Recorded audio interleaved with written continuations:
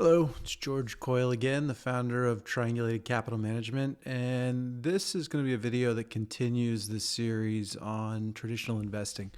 Today we're going to take a little look at fees and how they impact your results. So you should pay close attention to this one. I'm going to share my screen and show you a little bit of data. We're going to do a little math. Okay, so first, to do this work, I had to get data, and I went out to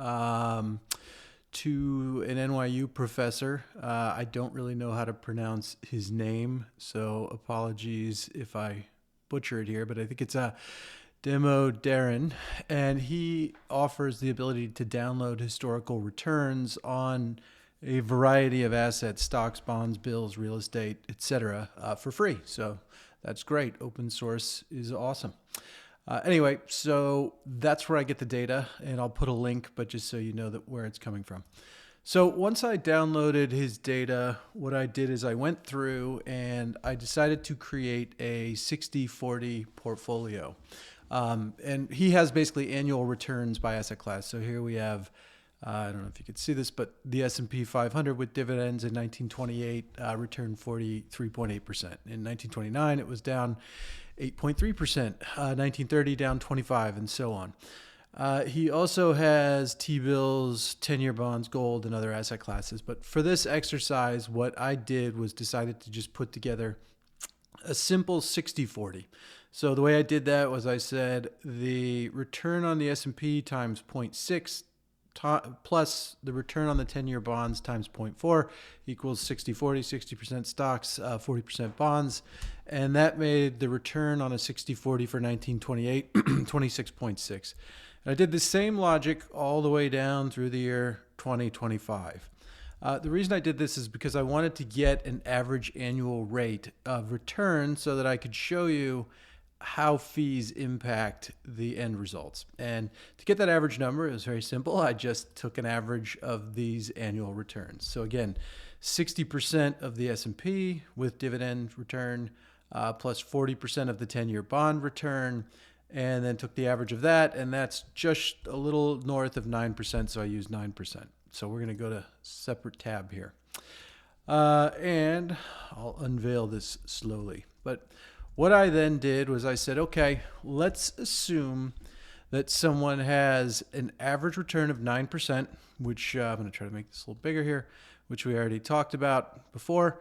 And we start with $100,000, and then we compound forward by that 9% every year.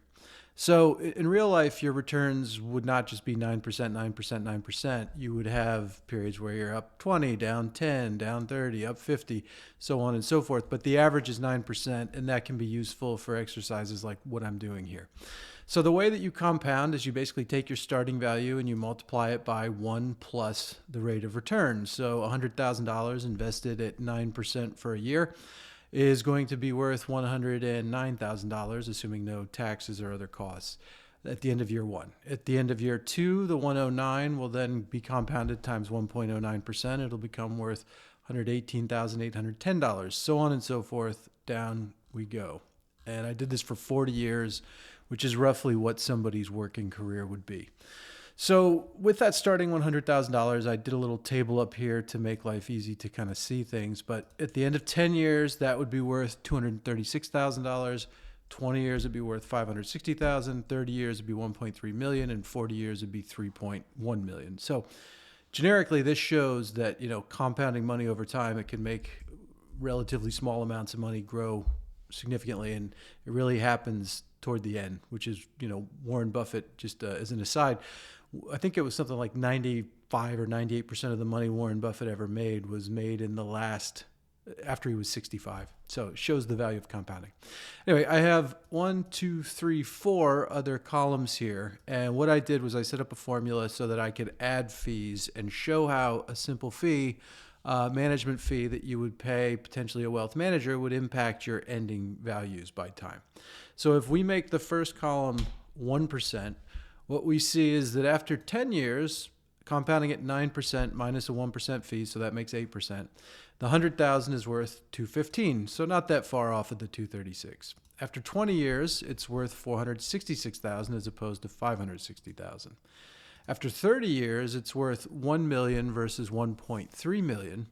And after 40 years, that 1% fee has taken your potential 3.1 million with no fee down to 2.1 million. So takes away about a third over a long period of time.